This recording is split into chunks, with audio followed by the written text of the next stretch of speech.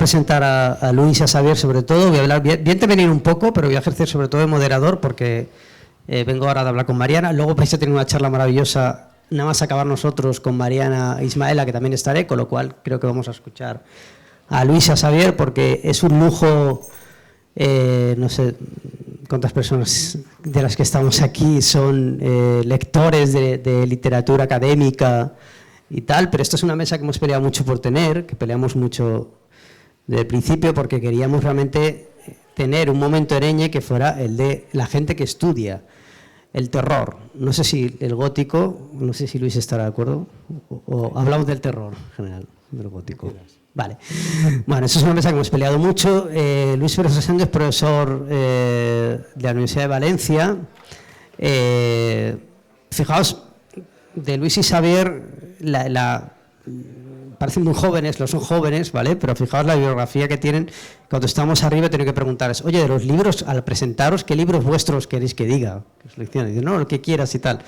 Bueno, Luis tiene libros sobre George Romero, sobre el cine político de terror después del 11S, tiene una novela corta fantástica, un cuento perverso que se llama Troll, ¿vale? Y tiene un montón de artículos que podéis encontrar y una, bueno, no es tuya completamente, pero tiene un prólogo fantástico de una edición de cuentos victorianos de fantasmas que va a salir próximamente en Carfas. Leed las introducciones de Luis. Es una recomendación, ¿vale? Y Xavier Pérez Aldana, de verdad que he intentado hacer una selección de libros. Él es profesor también, pero no en España. Estábamos hablando precisamente de que él da clases en inglés y que aquí va a hablar, va a utilizar un vocabulario, decían, voy a utilizar un vocabulario académico y tal, en español, que no suelo utilizar en español, a pesar de que él es español, ¿vale?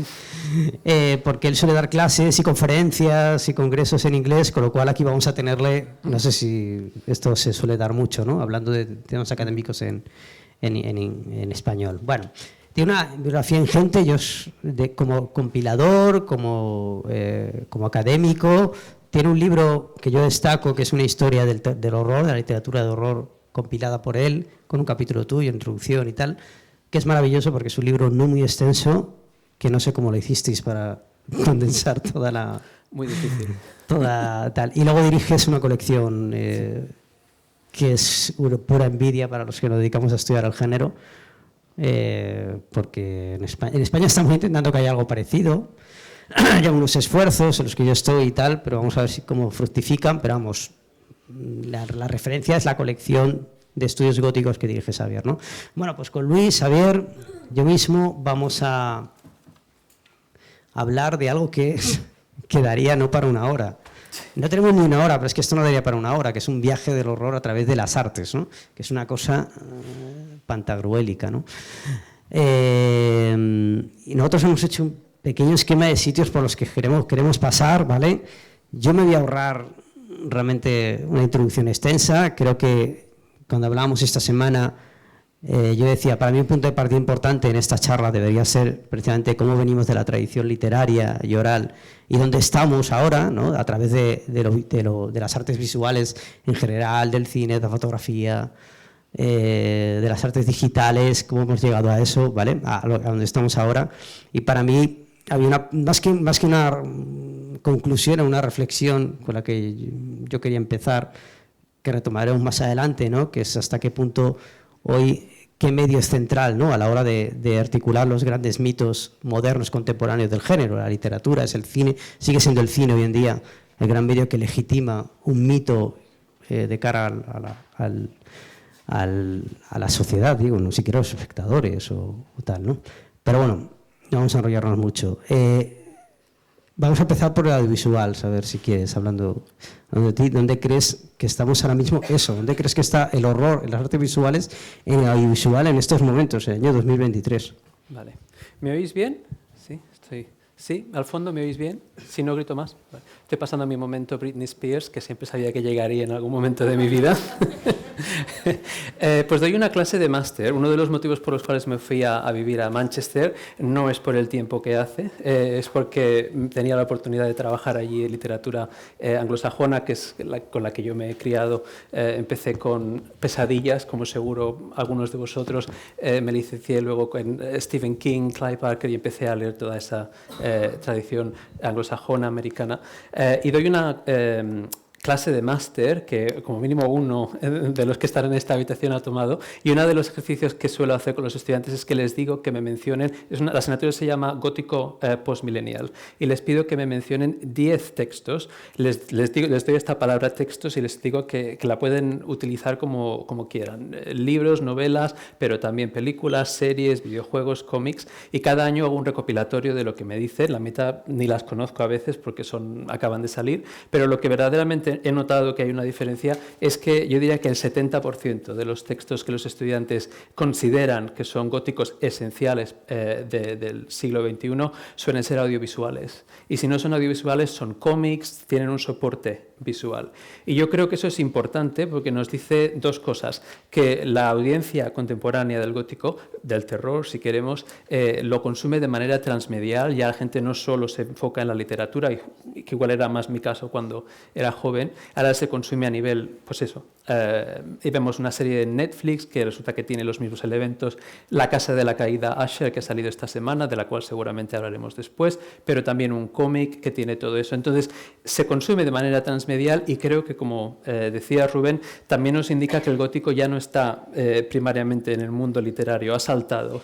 Hay un académico británico, Joseph Crawford, que habla de que el gótico siempre salta al medio preponderante, sea en el que sea en ese momento de donde esté, dijésemos, la cultura del momento. Y creo que ha pasado pues de la literatura al folletín, al cine, a la serie de televisión, ahora muchísimo a los videojuegos. Me parece que 2 de los paneles son de videojuegos en esta conferencia, a los podcasts, por ejemplo, también. Así que creo que el gótico, el terror nos da, es un idioma que viene del mundo literario y obviamente antes del mundo literario de la cultura oral y del folclore, y que ahora se ha adaptado mucho al medio visual. Lo último que digo ya antes de pasar a Luis es que cuando les digo a mis estudiantes cuáles son los 3 arquetipos góticos, siempre me dicen Drácula, Frankenstein y Jekyll and Hyde, que son todo arquetipos victorianos. Si pensamos en la novela del siglo XVIII-XIX, Anne Radcliffe, Matthew Lewis, Charles Maturin, Sophia Lee, apenas se han adaptado. Se ha adaptado Mary Shelley, se ha adaptado Drácula, se ha adaptado Jekyll and Hyde, todos más de 100 veces, y nos ha quedado ese registro visual que es el que utilizamos hoy en día, o el de Poe, por ejemplo, en la caída de la casa Usher. Claro, la pregunta es, no sé si Luis, tú quieres entrar por ahí, ¿por qué? ¿Por qué? O sea, ¿por qué esta vigencia? Sí, bueno, ante todo, muchas gracias por la invitación a estar aquí, sobre todo muchísimas gracias a ustedes por su presencia. Yo creo que es la pregunta básica: ¿por qué hay imágenes de nuestra destrucción física, de enfermedad, de muerte, de oscuridad, de peligro, que nos atraen? Y para entenderlo hay que estar en una disposición anímica, que es la que el Marqués de Sade describía de la siguiente manera: apaga tu corazón, enciende todo aquello que alarma tu alma. Es decir, asómate al lado prohibido, al oscuro, a aquello donde no queremos mirar. Para entender la fascinación que nos genera el gótico como experiencia estética, o el horror como experiencia estética, yo creo que hay que entender 2 polos fundamentales y una categoría intermedia. Esos 2 polos son el de lo sublime y lo grotesco, que están muy íntimamente conectados. Sublime es todo aquello que nos sobrepasa en el intento de alcanzarnos. La inmensidad del océano, la vastedad de los desiertos, los páramos helados, las tempestades, los huracanes, los volcanes, todo aquello que nos supera como humanos, sobre todo el cosmos, ese abismo que se abre no a nuestros pies, sino encima de nuestras cabezas. Es inasumible, es absolutamente incomprensible, inalcanzable a la mente humana llegar a entender la enormidad del cosmos, esos océanos de tiempo que se abren encima de nosotros. Y esto nos arroja paradójicamente a nuestra propia finitud. al hecho de que está totalmente descontextualizado de las dimensiones humanas. No hay manera de encajarlo. Entonces, cuando tenemos esta experiencia de lo sublime, acabamos llegando ineluctablemente a lo grotesco, es decir, a nuestra finitud, la fragilidad de nuestro cuerpo, nuestra enfermedad, nuestra mortalidad en definitiva. No sobreviviríamos más que horas en un desierto, minutos en el mar o en la tempestad y segundos en el cosmos. Lo sublime y lo grotesco, que es el desmoronamiento de lo físico y también de lo mental, de las categorías racionales con las que organizamos el mundo, produce toda esa suerte de monstruosidades en los que el adentro se confunde con el afuera, lo animal con lo humano con lo vegetal, lo vivo con lo muerto, que forman parte de ese riquísimo legado del horror sobre lo monstruoso, lo grotesco, el gore, etcétera, etcétera. Y son, como vemos, dos categorías muy íntimamente conectadas. Y esto no solamente lo digo yo, esto es algo que se ha venido estudiando desde la antropología, por ejemplo. Cuando Mary Douglas hablaba, por ejemplo, de lo impuro como algo contaminante, en la antropología, en los pueblos antiguos, no se debía a la suciedad, sino que se debía a un contacto negativo con lo sagrado, es decir, un contacto con aquello sagrado, divino, sublime, que paradójicamente nos contamina y nos destruye. Y es algo que une ambos polos que siempre van a estar en la literatura de horror. El tercero es, para mí, el de lo siniestro, que sería una categoría intermedia, el de todo aquello que debería permanecer oculto, todo ese saber que hemos querido reprimir porque resulta insoportable, como es precisamente nuestra finitud, nuestra propia mortalidad, y que de pronto surge a la luz de manera totalmente amenazadora. Yo creo que esos serían los tres polos estéticos para entender por qué queremos mirar, aunque sea con los ojos entrecerrados, aunque sea mirando a través de los dedos, esa fatalidad.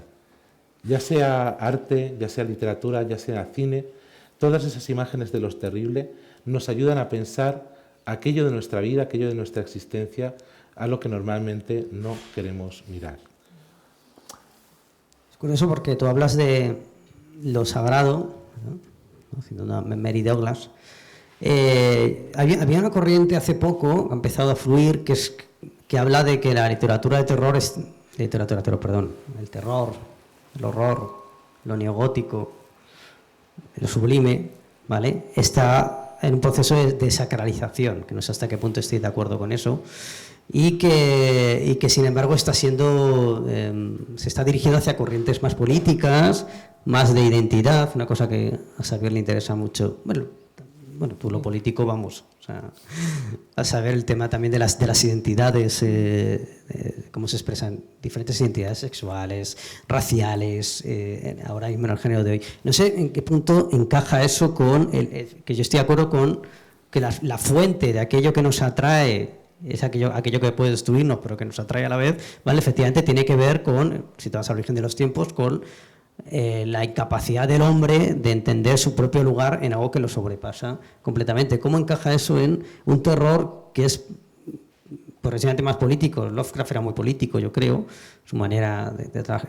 Stephen King lleva haciendo terror político casi de principio de su carrera, pero es verdad que hoy en día tenemos, sobre todo el cine y las series han magnificado muchísimo eso, pero ¿cómo encaja eso?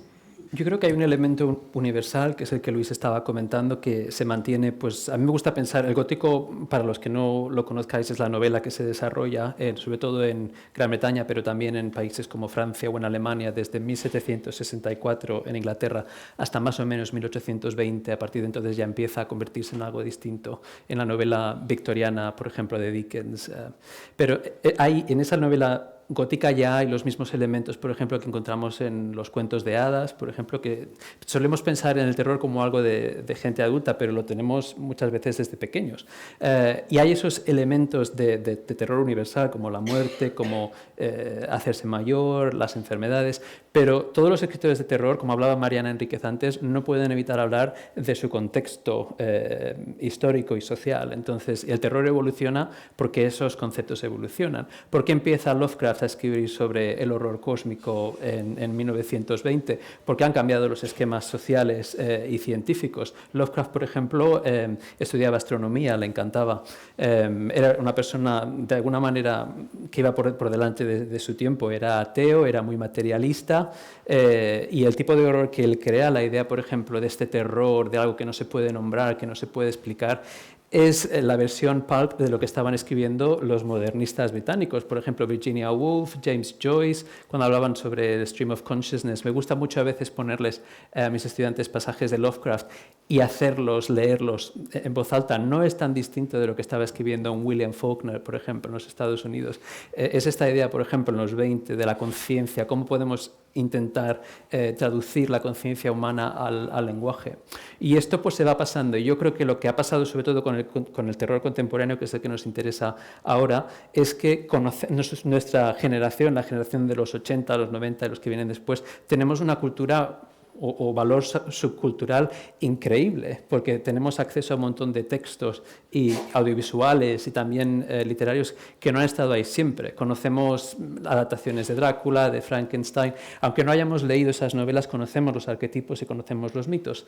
Entonces, generaciones pues, de escritores de ahora, como los de Mariana, utilizan esos arquetipos y esas ideas para hablar sobre lo que les interesa hablar, ya sea la dictadura, por ejemplo, en Argentina, o ya sea el feminismo. Una de las cosas que más me interesa ahora mismo, como decías, Rubén, es la manera en que autores de ahora, ya sean autores queer, autores feministas, autores afroamericanos en el contexto norteamericano, por ejemplo Jordan Peele, que ha hecho Get Out y acaba de sacar una antología de terror negro, Black Horror, utilizan esos arquetipos del terror, las Stepford Wives, dijéramos el gótico femenino, que ya existía en Anne Radcliffe y en el Jane Eyre, por ejemplo, y lo utilizan para contar historias contemporáneas de la hora. Entonces, para mí el gótico y el terror es una especie como de caja de herramientas que la utilizamos para explicar estas historias. Y creo que no es coincidencia que se hable de elevated horror,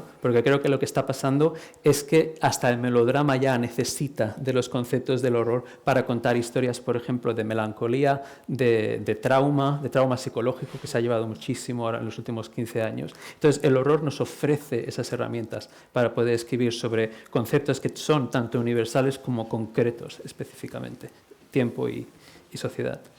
Sí, desde luego, los mitos y los grandes temas no son invariables en absoluto. Decía Slotkin, que es un teórico del origen de la novela del oeste, el origen de la literatura norteamericana y la violencia en esa literatura, que el mito evoluciona. El mito al final tiene que responder a las necesidades de cada momento histórico concreto.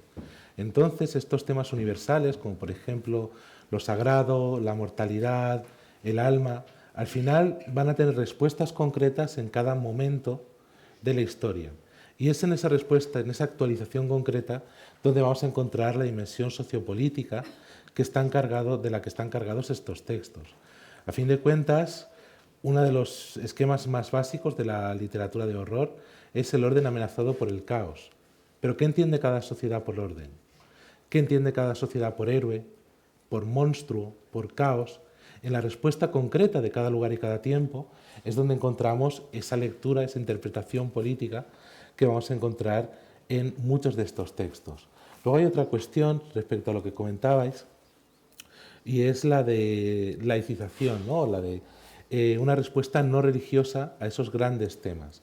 Y no es nada casual, es una cosa que Xavier ha escrito también sobre ello, como en el momento en el que la religión deja de ser la ideología dominante, todos esos miedos, temores, pensamientos se refugian en formas estéticas, de la pintura, de la literatura, que al contemplarlas, al leerlas por un instante, nos van a permitir olvidarnos de que somos ateos, olvidarnos de que somos escépticos y volver a experimentar lo sagrado, aunque sea de forma estética. Yo creo que es importante tener en cuenta esas dos dimensiones. Como por un lado hay una universalidad en esos temas, pero esa universalidad necesariamente se va a actualizar en cada una de las obras, en todas, y siempre nos va a hablar de temas políticos. Lo que pasa es que, y creo que en esto pues, también podemos entrar en debate, hay una ficción gótica o de horror que asume esos valores dominantes acríticamente, y entonces tú en ella te vas a encontrar siempre ideología. Pero en estos te la vas a encontrar de una manera mucho más naturalizada. Mientras que, por el contrario, en los textos como los que estaba comentando él, del Elevated Horror, o textos más recientes, más autoconscientes, el discurso político a veces parece tener una preeminencia mayor en la medida en que los autores no quieren sumarse a ese discurso dominante, quieren pensar la realidad desde su propio punto de vista y, por tanto, parecen textos más políticos porque son más evidentes esos puntos de vista, no son el pensamiento dominante asumido acríticamente. Sí, de hecho, estaba pensando antes, cuando hablabas de cuentos de hadas y tal, y eso, la primera ola gótica, de novelas góticas y tal, esta idea, ¿verdad?, de que nos proporciona unas herramientas que en el fondo seguimos usando, etcétera, etcétera. Y claro, yo pensaba en la primera ola gótica, esto que dices ahora, Luis, de que siempre, el teatro de terror siempre ha tenido ese componente que, dependiendo del punto de vista, legitimaba a unos o a otros, ¿no? Pero en la primera ola gótica, vamos a decir así, yo recuerdo cuando leía esas primeras novelas de adolescente, yo era un adolescente muy raro, y leía a Anne Radcliffe y a Sofía Lee y estas cosas, ¿vale? Yo pensaba, empecé a ser consciente de que me están contando esta historia de un punto de vista muy claro, que es el del noble, el de etcétera, etcétera. Y ahora de repente, 3 siglos después, ¿vale? Esos romances góticos, eran romances góticos, se llamaban una romance, ¿no? Decían, ¿no?, realmente los títulos, ¿no? De repente se da la vuelta y es lo mismo, pero nos hemos ido al otro lado y ahora estamos hablando de los otros. Aquellos que en las primeras novelas góticas era el servicio, eran los del servicio que estaban por ahí atrás, pero las primeras novelas góticas eran muchas veces eran amores imposibles con un villano en mazmorras, pero los amores imposibles eran los nobles, la chica, el chico noble que quieren casarse, que no pueden, el villano, el monje malo que la secuestraba. Anne Radcliffe hacía mucho esto, ¿no?, etcétera. Y ahora nos hemos ido a otro lado, ¿no? Pero es verdad, hay una estructura que es el dominante o el dominado, ¿no? Y yo estaba pensando en la caída de la casa Asher, que es una... Estamos pensando si hablar de ella o no, porque claro, es tan reciente la serie. Yo no he terminado de verla, la tengo a mitad. Pero Xavier ha hecho los deberes y se ha visto esta y otras más para verlas. Entonces estaba pensando que la caída de la casa Asher... Año 2023, nos vamos otra vez a los orígenes del gótico y estamos contando una historia de ricos con cierta crítica social, pero que ya estaba en Poe. O sea, si veis el segundo episodio de La Casa Asher, que es el de la máscara muerte roja, yo creo que Poe ya, bueno, obviamente es un cuento absolutamente crítico, ¿no?, decadentista y tal. Y Flanagan lo que hace es, o sea, no sé hasta qué punto, es decir, todo esto que estoy diciendo, no sé hasta qué punto realmente las cosas cambian para no cambiar. Por supuesto. En el caso de Radcliffe, por ejemplo, tenemos que pensar que a finales del siglo XVIII en Inglaterra las mujeres no tenían ningún tipo de vida social fuera del contexto doméstico. Entonces, de pronto tener novelas en las que las mujeres eran el protagonista principal y, por ejemplo, en el caso de El Receso, las hijas ilegítimas de Mary, Queen of Scots, teniendo aventuras, eso era revolucionario. Claro, para eso nosotros ahora, en el 2020, no es revolucionario. Pero ¿qué es revolucionario? Pues contar, por ejemplo, la historia del hombre invisible desde el punto de vista del movimiento Me Too, que es lo que se hizo en el 2020, que lo hizo Leigh Whannell, una película muy, muy interesante. Pero si ahí empiezas a rascar, te sale el gótico femenino de Rebecca. No es tan distinto. Gone Girl, ¿no? Gone Girl, creo que sí, también el mismo tipo de arquetipos. La casa Asher me parece muy interesante porque la acabé de ver el jueves y es tan típica de nuestro momento histórico y cultural, es decir, la villanía ya no es monstruosa corporal como lo había sido, por ejemplo, en el momento de la Universal de los 30, por cuestiones complicadas cuestiones de eugenia, o sea, eugenics, ¿cómo se dice esto? Eugenesia, sino por cuestiones, ya ha cambiado todo esto. Ahora ya no tenemos una noción de lo corporal como lo monstruoso. Lo que es monstruoso es lo moral y lo ético. Entonces, ¿qué hacemos? transformamos a la casa Asher en una familia farmacéutica que no hay que rascar mucho para ver la familia que popularizó el Oxycontin. Entonces es una crítica social brutal. ¿Con qué nos quedamos de Poe? Con lo básico, con las estructuras básicas para poder contar esa historia que en realidad es un melodrama familiar de los villanos de hoy en día, que son los que seguimos asociando con el egoísmo y la tiranía que seguíamos utilizando para hablar en Radcliffe. En ese momento era el patriarcado y ahora pues es Big Pharma. Otro ejemplo que seguramente muchos de ustedes conocerán respecto a estas actualizaciones de estructuras, motivos, temas de lo gótico de finales del 18, principios del 19, es el laberinto del fauno. El laberinto del fauno, y lo comentábamos junto antes de entrar, es una actualización muy inteligente de los tropos góticos a un contexto como es el de la historia de España. Tenemos a la heroína, a la damisela en apuros en un castillo, que pasa a ser una niña que es llevada a un caserón aislado, como eran también las heroínas de la Radcliffe, pero no en Italia, sino en la zona rural, agreste de España. Y en ese caserón hay un villano, que es el personaje de la autoridad franquista. ¿De acuerdo? Incluso tenemos otra figura muy recurrente en la primera novela gótica, que es la de los bandoleros heroicos, que aquí pasan a ser los maquis, y un pasado siniestro que retorna. Y además creo que la afiliación es muy evidente en la película de Guillermo del Toro desde el primer momento, cuando él plantea la enorme cúpula de Belchite, de la iglesia de Belchite, destruida por los bombardeos, cambiando esas ruinas pintadas por Friedrich, por ejemplo, o por los pintores románticos, y pasándolo no a un pasado medieval, aristocrático, sino a ese pasado de nuestra propia historia, que es el de los bombardeos de la guerra civil, el de los pueblos, las vidas, las familias totalmente arrasadas y destruidas. Es decir, que al final tenemos una serie de estructuras narrativas que se van adaptando a cada momento para poder responder a aquello que nos preocupa, que nos angustia, que nos asusta en cada uno de los momentos en los que vivimos. Yo no quería terminar la charla sin poner a Lewis en un aprieto, ¿eh? Y es... No, por favor. Sí.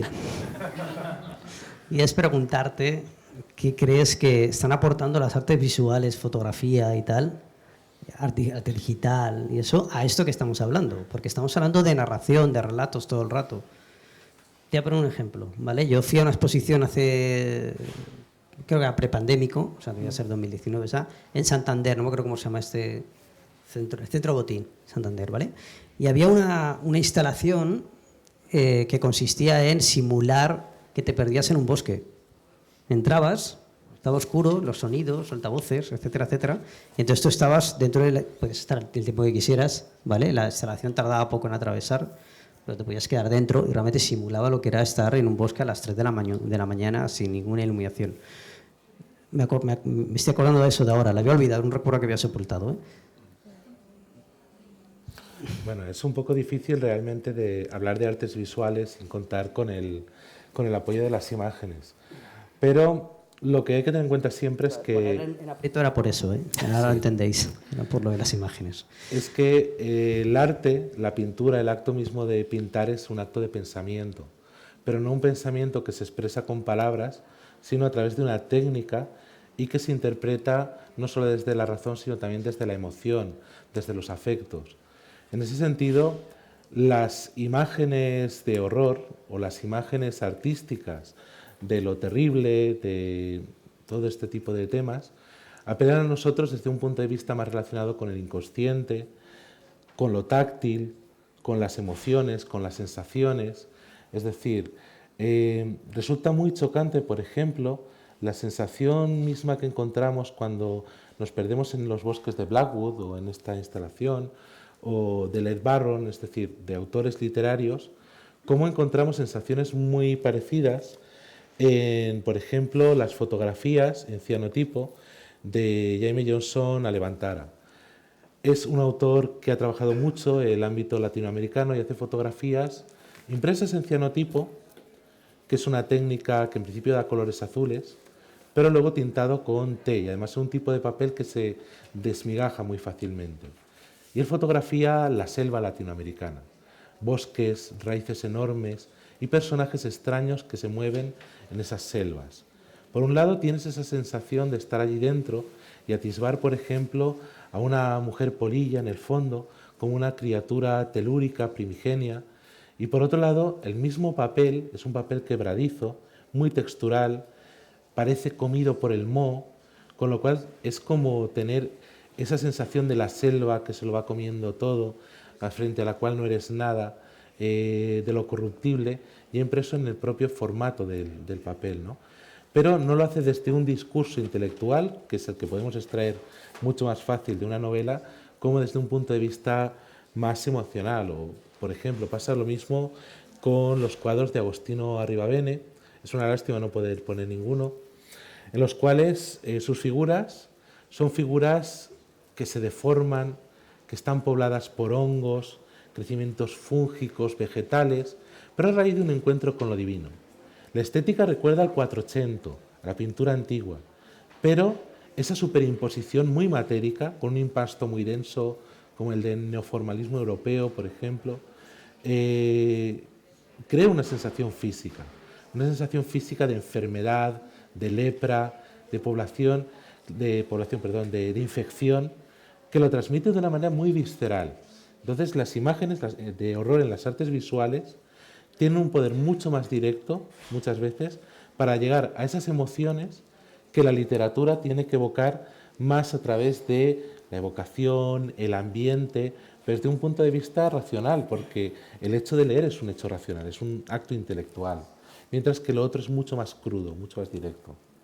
No sé si respondo a... No, bien, son actos de inmersión todo, leer y...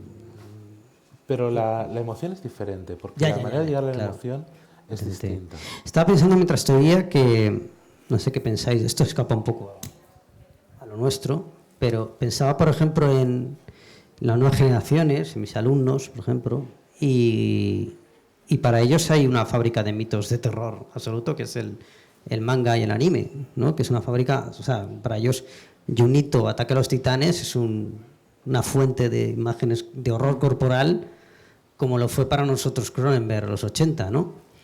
No sé si hay algo, ¿habéis reflexionado sobre esto o de repente acabo de lanzaros un...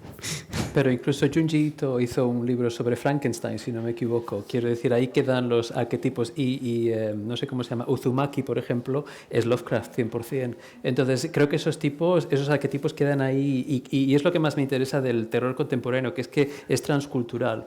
Que no quiero decir con eso que se pierda la especificidad cultural, ya lo decía Mariana Enríquez, lo más interesante del terror en el siglo XXI es precisamente que se están escribiendo esas novelas sin ningún tipo de problemas, ¿no? A nivel local y sin esa timidez que se tenía antes de no es demasiado local, esto no le va a llegar a la gente.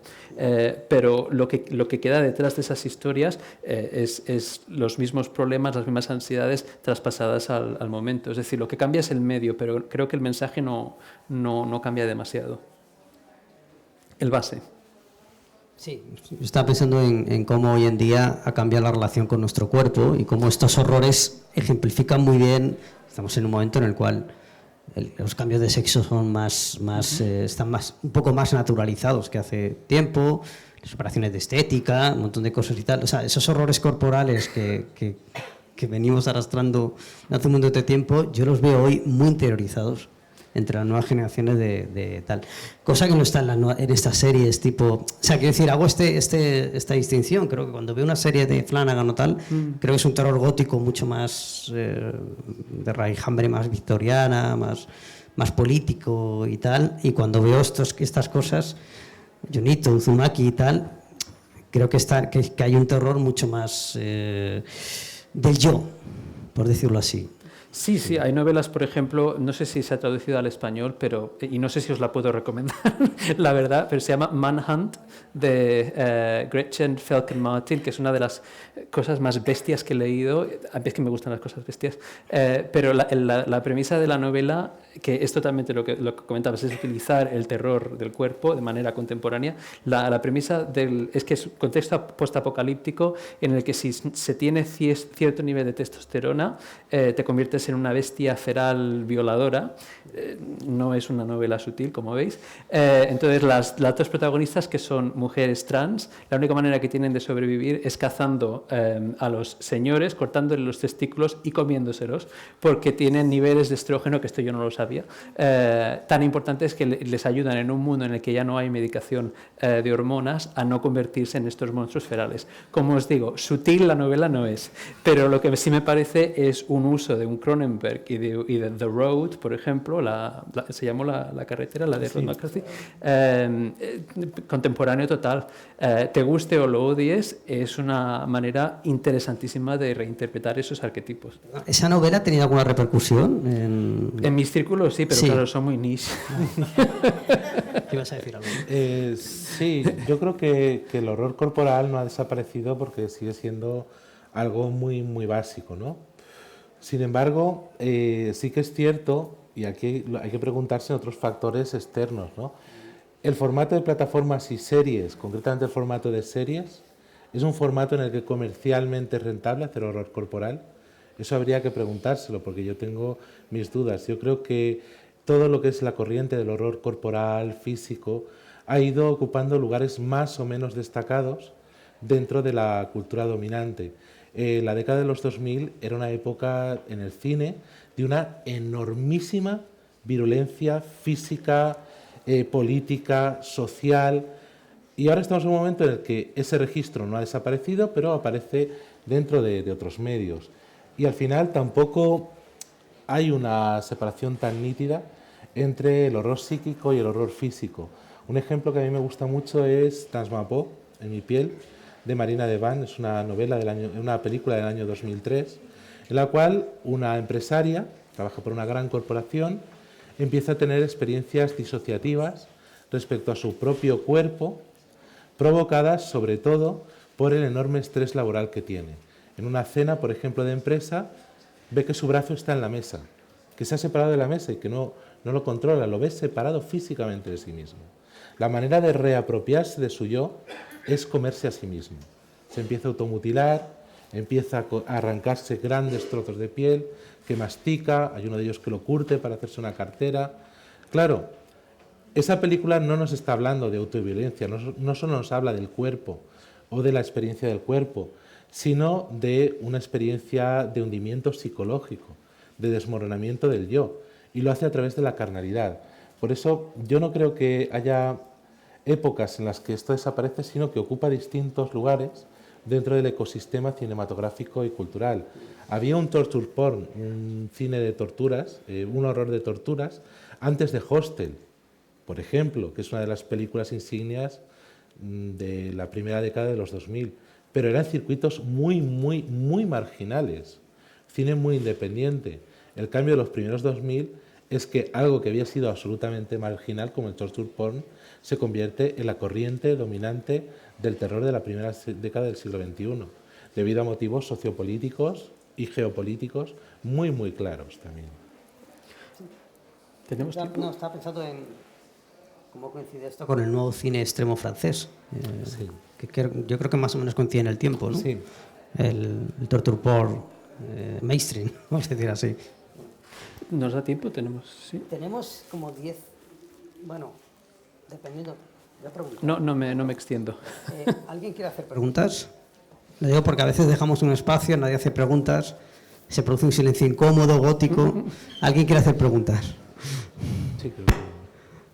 Por esto no dejamos un espacio. Vale, pues entonces continúo. Lo que quería decir, que me parece muy interesante, e intento que sea cortito, es que el medio se ha convertido también de alguna manera en el protagonista. Hablábamos de torture porn como una de las fuentes cruciales del siglo XXI, pero la otra es el fan footage, que justamente empieza antes, pero es en el 2007-2008 cuando empiezan a utilizarse móviles como los que tenemos ahora, en los que ya empieza a subir y se convierte en algo que ya no es alternativo sino mainstream, ¿no?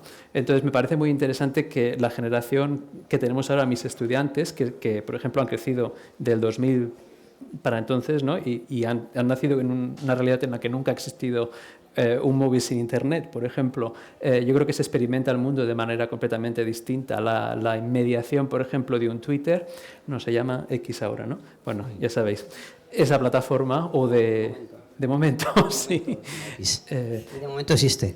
Por ejemplo, se hizo una película, Sick House, que me parece muy interesante. Estuvo hecha toda a través de Snapchat, a través de segmentos de 1 a 10 segundos por Snapchat. Y la gente que lo consumía en su momento inicial, siguiendo a esta influencer por su Snapchat, lo consumió como historia verdadera, obviamente hasta que ya se ve que no es verdadera. Y luego ya se produjo como película, se editó y se vendió como película de 60 a 70 minutos. Pero en su momento inicial fue pues, la nueva Bruja de Blair, ¿no? La idea esta de que lo estoy consumiendo de manera real, inmediata, en su momento. Entonces yo creo que todo esto está afectando no solo el medio a través del cual lo consumimos, sino los mensajes que hay detrás. Creo que hay una ansiedad tan bestia a los medios de comunicación, sobre todo las redes sociales, quién nos mira, quién nos explora, quién nos sigue, que para mí es otra vertiente muy importante del terror contemporáneo. ¿Y en qué crees que se está expresando eso ahora? O sea, ¿cuál es la respuesta actual al found footage? Entonces... Yo creo que aún estamos procesando todo eso. Estoy pensando en películas, por ejemplo, como Rutter, donde hay una protagonista en la que toda la película está basada en cosas que ya tiene, un móvil, un laptop, y toda la película es footage de esos laptops. Entonces, la película es sobre una mujer a la que le persigue pues, un serial killer, ¿no? Pero la idea no es la básica esa, la idea es, mira, esta mujer está constantemente siendo grabada de manera pues, a la que no lo consiente ella. Entonces, el verdadero terror de la película no es la idea del serial killer, que es muy vieja, es la idea de mira cuántas fuentes fotografían tu imagen cada día sin que tú lo sepas, por ejemplo. Nos habrá pasado alguna vez que hablamos con alguien en casa y nos responde Google, ¿no? O Alexa, que es lo que me da más miedo. Pues para que lo sepáis, pronto podréis hacer que Alexa os lea las novelas que os gustan en la voz de vuestros muertos, ya se puede hacer. Le podéis poner la voz de vuestra abuela muerta y os puede leer las novelas.